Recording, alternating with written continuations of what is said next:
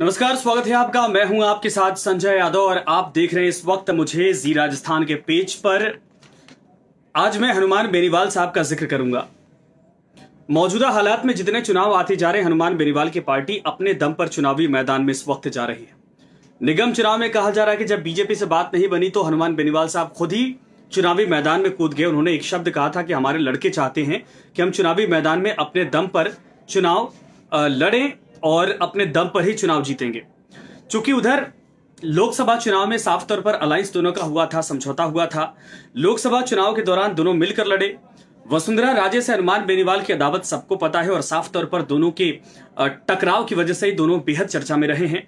इसके बाद जब लोकसभा चुनाव आया तो मोदी के चेहरे के साथ वसुंधरा को दरकिनार करते हुए हनुमान बेनीवाल बीजेपी के साथ आ गए।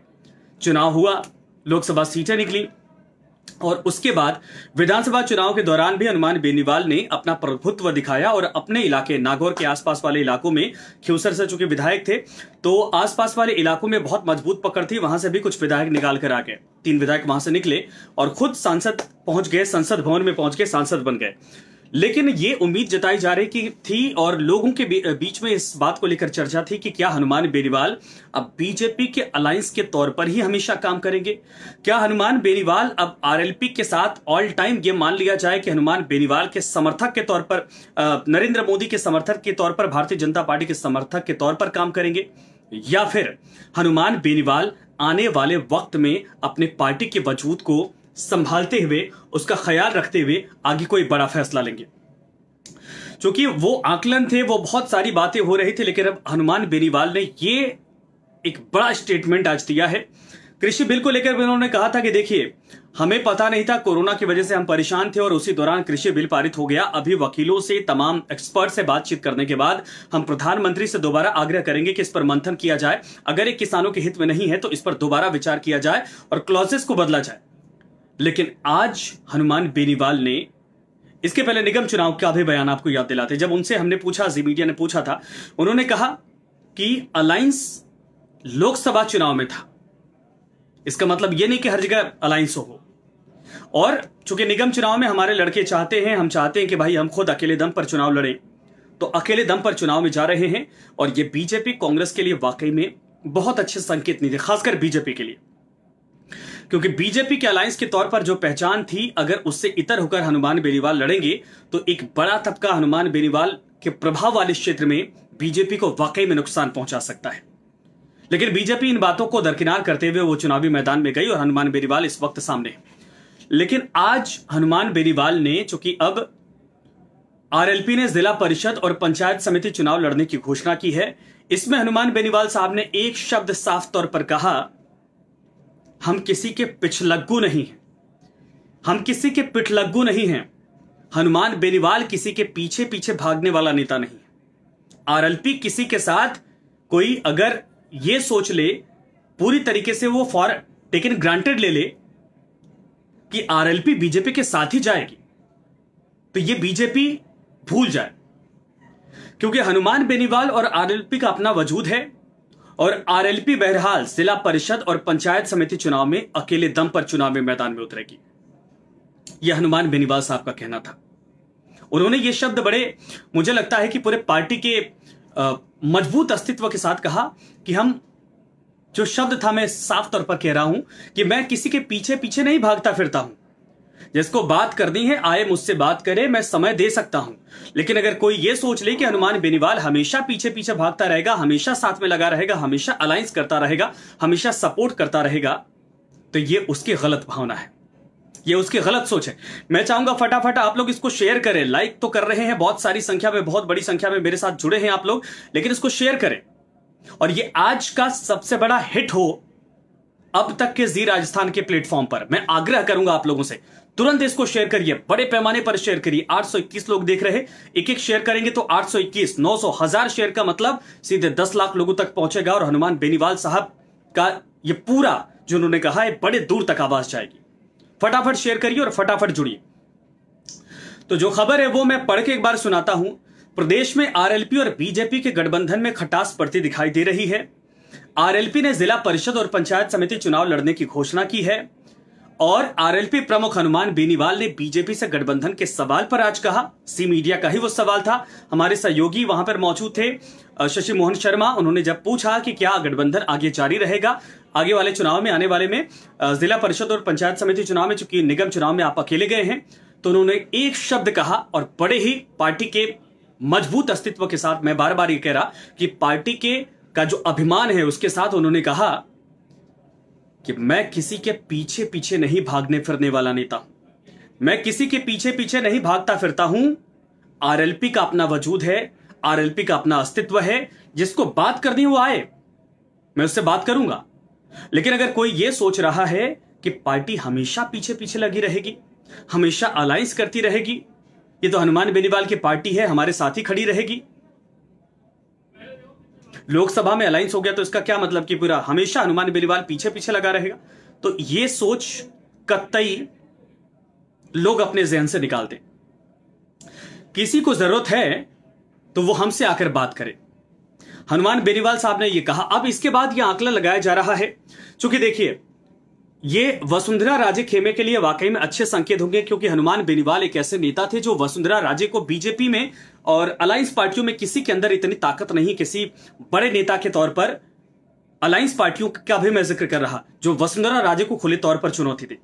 हनुमान बेनीवाल एक ऐसे नेता हैं जो अभी जब पॉलिटिकल क्राइसिस हो रहा था तब भी खुलकर बोले वसुंधरा के खिलाफ, इसके पहले भी वसुंधरा राजे को टारगेट पर लेते रहे। और वसुंधरा राजे और हनुमान बेनीवाल का एक दूसरे का जो 36 का आंकड़ा था वो हम सबको, आप सबको पता है। वसुंधरा खुश हो सकती हैं, लेकिन बीजेपी के लिए हनुमान बेनीवाल का अलग होना या हनुमान बेनीवाल का अलग चुनाव लड़ना वाकई में मुश्किल पैदा कर सकता है। चाहे वो नगर निगम चुनाव हो, जिला परिषद का चुनाव हो, पंचायत समिति चुनाव हो, आने वाले लोकसभा विधानसभा चुनाव भी हो सकते हैं। क्योंकि नरेंद्र मोदी का चाम ऐसा था, बेनीवाल साहब ने जाना सही समझा क्योंकि देश की बात थी। लेकिन क्या ऐसा थोड़ी ना होगा कि हनुमान बेनीवाल अपनी पार्टी को सैक्रिफाइस करके बीजेपी के साथ ऑल टाइम खड़े रहेंगे, और ये हनुमान बेनीवाल साफ तौर पर दिखा भी रहे हैं। क्योंकि आरएलपी का अपना वजूद है, वजूद तो छोड़िए, आरएलपी को और मजबूत आगे करना है। यह बड़ी जिम्मेदारी दोनों भाइयों के कंधे पर है, खासकर हनुमान बेनीवाल की। और जिस मजबूती, जिस कहा जाए कि एटीट्यूड के साथ, जिस मनोस्थिति के साथ, जिस मजबूती के साथ हनुमान बेनीवाल ने पार्टी को इस लेवल पर लाया, पार्टी बनाने के बाद, पार्टी को खड़ा करने के बाद, वो हनुमान बेनीवाल ही थे जो पार्टी को इस तरीके से राजस्थान के भीतर, जहां पर तीसरे मोर्चे का कोई वजूद नहीं होता है, वहां पर हनुमान बेनीवाल ही एक ऐसे नेता थे जो साफ तौर पर एक तीसरा फ्रंट बनाते हैं, लाखों की भीड़ इकट्ठा करके केंद्र को यह मैसेज देते हैं, संकेत देते हैं, और उसके बाद एक पार्टी का गठन करने के बाद पार्टी को लोकसभा और विधानसभा दोनों में पहुंचाते हैं। यह हनुमान बेनीवाल जैसा ही नेता कर सकता है। तो क्या बीजेपी, खासकर जो राज्य की इकाई है, हनुमान बेनीवाल को कम में आंक रही थी, या अभी भी कम में आंकने की एक तरह से कहा जाए गलती कर रही है? क्योंकि ठीक है, वसुंधरा राजे की सत्ता थी तो वसुंधरा से नहीं बनना समझ में आता था। सतीश पुनिया और तमाम दूसरे नेताओं के आने के बाद यह कहा गया कि जितने भी अलायंस पार्टियां हैं, जितने दूसरी पार्टियां, सबको लेकर साथ में चलेगी बीजेपी। लेकिन नगर निगम चुनाव में बात नहीं बनी, बेनीवाल साहब अलग हो गए। अब जिला परिषद और पंचायत समिति के चुनाव में बेनीवाल साहब अपने दम पर चुनावी ताल ठोकेंगे। आने वाले वक्त में, चूंकि अब जिन विधानसभा सीटों पर इस वक्त काबिज हैं, वहां पर भी आने वाले वक्त में लोकसभा विधानसभा चुनाव होंगे। चूंकि मजबूत करना है पार्टी को तो और मजबूत तरीके से आगे बढ़ना होगा।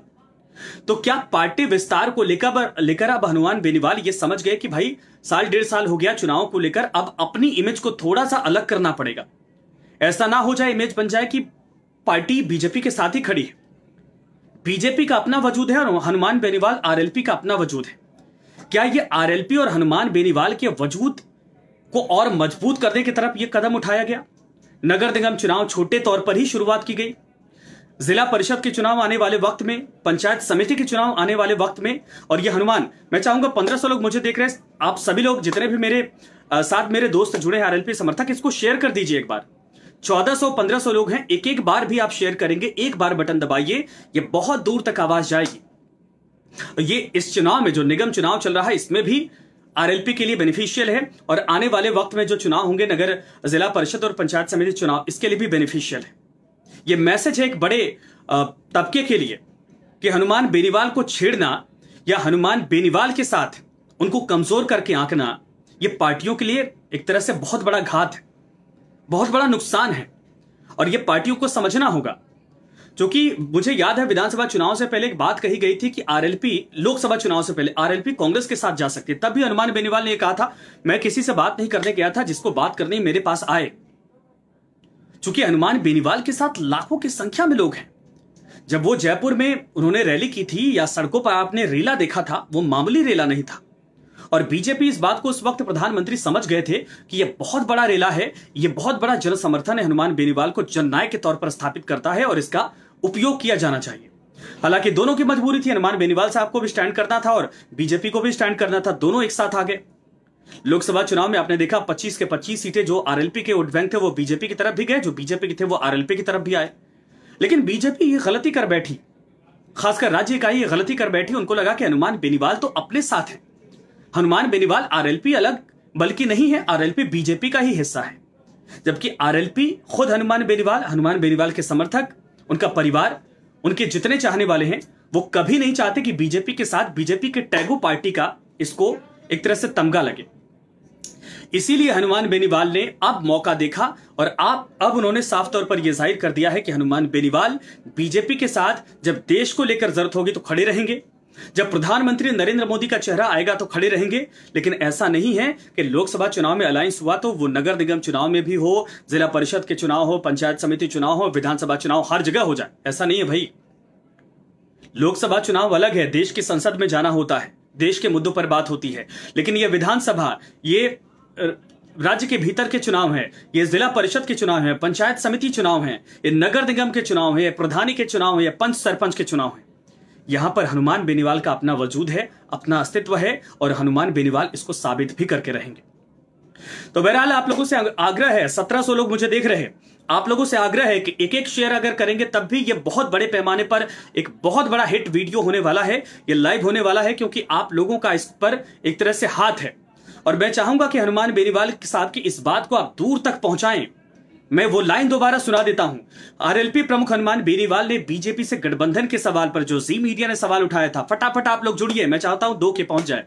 जी मीडिया ने जो सवाल उठाया था उसमें उन्होंने कहा कि मैं किसी के पीछे पीछे नहीं भागता फिरता हूं, किसी को जरूरत है तो वो हमसे आकर बात करे। ये हनुमान बेनीवाल साहब के आज लफ्ज थे, ये साफ तौर पर दर्शाते हैं कि अब भारतीय जनता पार्टी ये भूल ना करे, या ये कम से कम कहा जाए कि अपने सोच में नाप पाल के रखे कि हनुमान बेनीवाल को तो जब चाहेंगे तब मना लेंगे। हनुमान बेनीवाल वो नेता हैं जो अपने दम पर, अपने वजूद पर खड़ा होने का दम रखते हैं और अब चुनाव में उसी तरीके से उतरने जा रहे हैं।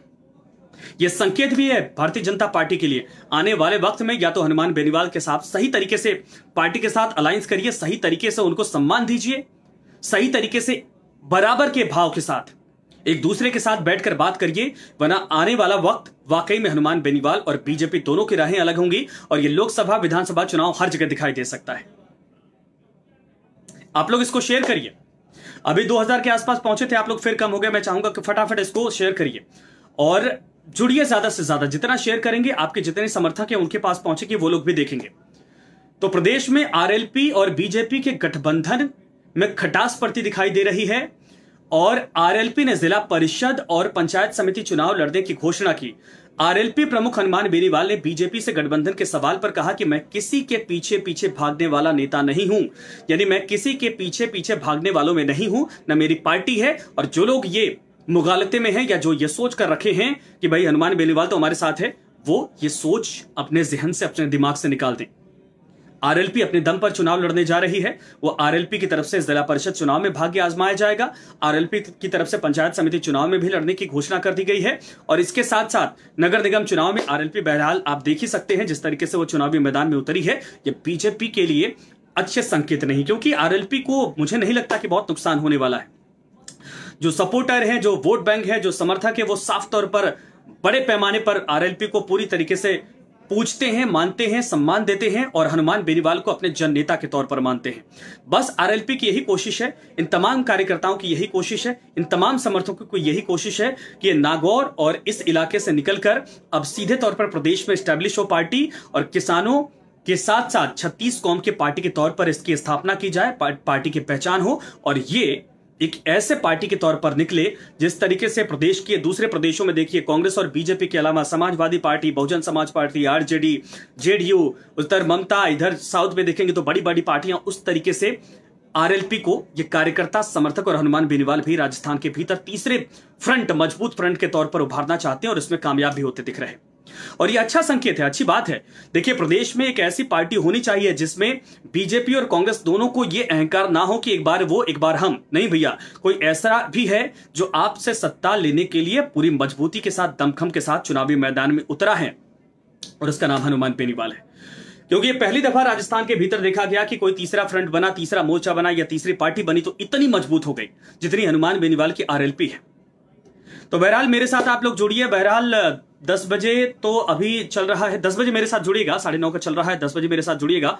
और मैं चाहूंगा बड़े पैमाने पर आप लोग जुड़िए ताकि ये भी खबर हम प्रस्तुत करेंगे, देश दुनिया की और प्रदेश की तमाम बड़ी खबरें आप तक प्रस्तुत करेंगे। और मैं चाहूंगा कि आप लोग मेरे साथ जुड़िए। लेकिन हाँ, एक आग्रह है, अगर वाकई में आप लोग हनुमान बेनीवाल के कट्टर समर्थक हैं, मजबूत समर्थक है, प्रदेश को और आरएलपी को और हनुमान बेनीवाल को आगे बढ़ाने वाले हैं, तो जितने लोग देख रहे हैं मैं एक बार फिर से सबसे आग्रह करूंगा, ईमानदारी के साथ एक एक इसको शेयर करिए। एक एक शेयर, महज जितने लोग देख रहे हैं एक बार शेयर करिए, कमेंट लिखने के साथ एक बार शेयर करिए। और ये आवाज हनुमान बेनीवाल, वसुंधरा राजे, अशोक गहलोत, सचिन पायलट, सतीश पुनिया, इवन नरेंद्र मोदी, अमित शाह तक भी पहुंचे। नमस्कार, धन्यवाद। लेकिन शेयर करना ना भूलें।